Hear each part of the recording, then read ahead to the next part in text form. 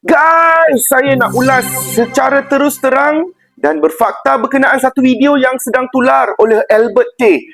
Video ini sensasi, panas dan sengaja dimainkan untuk membangkitkan ketakutan. Dakwaannya sangat-sangat berat. Kononnya, jika DAP hilang kuasa, PAS akan menghapuskan bangsa Cina di Malaysia. Betul ke?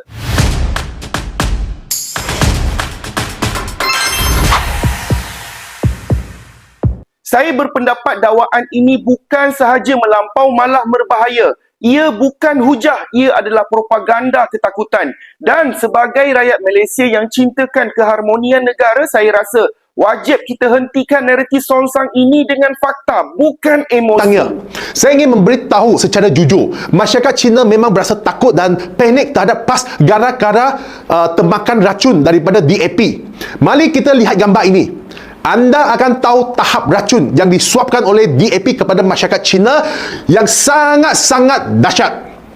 Betul, watak utama hari ini tetap Nga Koming, manusia yang paling resis dan berbahaya di Malaysia, tetapi memegang jawatan menteri di dalam Kabinet Madani. Dia adalah budak kesayangan Perdana Menteri Anwar Ibrahim. Baik, tulisan Cina yang tertera di dalam gambar ini memang cukup bahaya. Inilah punca yang menjahanamkan perpaduan negara kita. Saya mendapat gambar ini daripada media berita Cina yang rasmi. Maksud perkataan Cina ini adalah, dengar jelas ya semua, bersedia. Nga Koming kata, masyarakat Cina harus berwaspada terhadap potensi bahaya walaupun dalam keadaan aman. Dengar jelas jika DAP hilang kuasa, PAS akan menghapuskan bangsa Cina. Saya ulang sekali, menghapuskan bangsa Cina. Saya tidak cakap salah dan anda pun tidak dengar salah. Memang ini yang dikatakan oleh Nga Koming. Cukup bahaya tak? Ini pemimpin DAP ini memang gila manusia ini. Gara-gara untuk mencari modal politik, sanggup cakap benda begitu keterlaluan, menghasut masyarakat Cina ke tahap tertinggi. Memang ini orang kurang ajar. Namun, di mana pihak penguasaan tutup mata, tidak berani ambil tindakan terhadapnya, seolah-olah dia ke bawah undang-undang, mempunyai layanan istimewa walaupun perbuatannya bertentangan secara ketara dengan undang-undang yang dikuatkuasakan. Jangan kita lupa, DAP mempunyai 40 kerusi di dalam Pakatan Harapan. DAP merupakan parti terbesar di dalam kerajaan Madani. Perdana Menteri Anwar Ibrahim harus tunduk dan akur dengan DAP. Jika DAP tarik diri, kerajaan Madani akan tumbang habis. Justru itu, mana ada agensi penguatkuasaan di Malaysia, di negara kita, berani ambil tindakan terhadap pemimpin DAP. Inilah sebenarnya mengapa ini DAP semakin berani menghasut masyarakat Cina. Segala hasutan daripada DAP adalah di dalam bahasa Cina. Mereka tidak akan bercakap dalam bahasa Melayu. Manusia beginilah yang paling mengerikan. Di hadapan saudara dan saudari bercakap bahasa Melayu sangat berhema, tetapi di belakang dia hisap darah anda. Menurut apa yang dipetik dalam video tersebut, dakwaan ini dikaitkan dengan pemimpin DAP, khususnya Menteri Kanan Kerajaan hari ini, Nga Koming. Saya mengecam keras kenyataan yang bersifat menakut-nakutkan masyarakat Cina, seolah-olah PAS adalah ancaman kepada kewujudan kaum. Ini permainan politik yang kotor, resis dan tidak bertanggungjawab. Saya nak tanya dengan tegaslah kepada Menteri Kanan ini, mana buktinya, mana datanya dan mana faktanya? Saya berpendapat jika PAS benar mahu menghapuskan bangsa Cina di Malaysia ni, perkara pertama yang akan runtuh ialah realiti dalam PAS itu sendiri. Hakikatnya, PAS mempunyai Dewan Himpunan Penyokong PAS. Di HPP, sayap rasmi yang dianggotai masyarakat bukan Islam, bukan Melayu, Cina dan India. Mereka masih kekal dengan bangsa mereka, agama mereka dan budaya mereka yang masing-masing.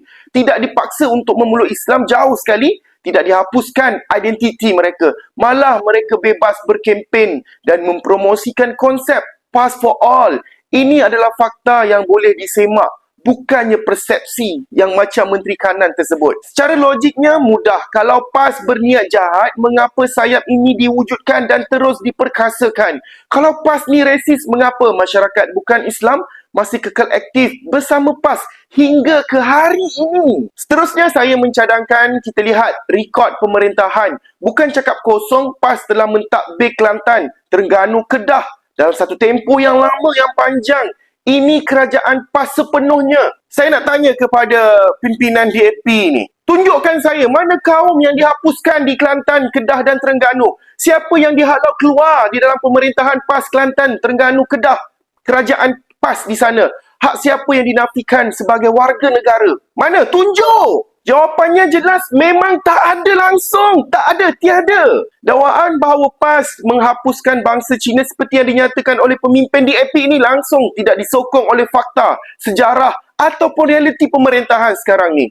Sebab itu saya rasakan dakwaan ini hanyalah strategik politik yang sangat terdesak mereka buatkan. Menakut-nakutkan satu kaum supaya mereka terus bergantung kepada DAP. Ini bukan politik matang, ini politik ketakutan dan rakus. Dan politik seperti inilah yang sebenarnya merosakkan keharmonian Malaysia dari dalam. Saya berpendapat isu ini lebih serius kerana ia menyentuh elemen 3R. Kenyataan berunsur fitnah dan hasutan kaum sepatutnya disiasat tanpa memilih bulu. Saya pelik mengapa kenyataan sebegini seolah-olah kebal daripada tindakan undang-undang.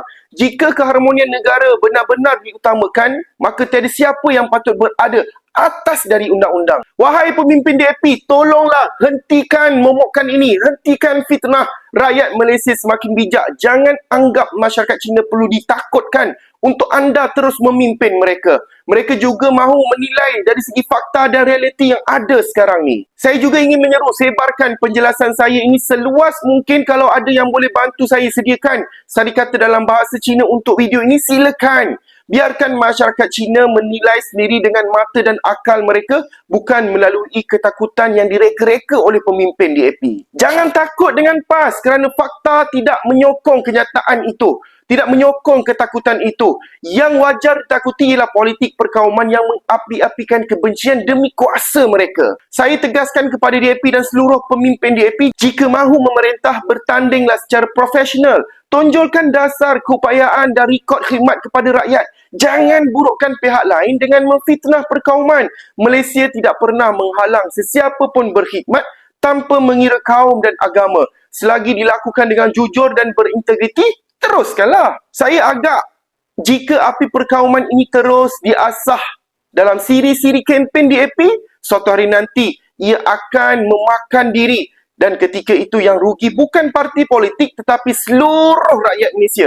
Akhir sekali saya berpendapat negara ini perlukan ahli politik ataupun parti politik yang tidak memecah belahkan rakyat. Mana-mana pemimpin yang terus bermain dengan sentimen kaum, ketakutan wajar ditolak oleh rakyat pada pilihan RU yang ke-16 nanti. Malaysia perlukan kepimpinan yang berani, matang, berfakta. Bukan politik menakut-nakutkan seperti yang dilakukan oleh pemimpin DAP ini.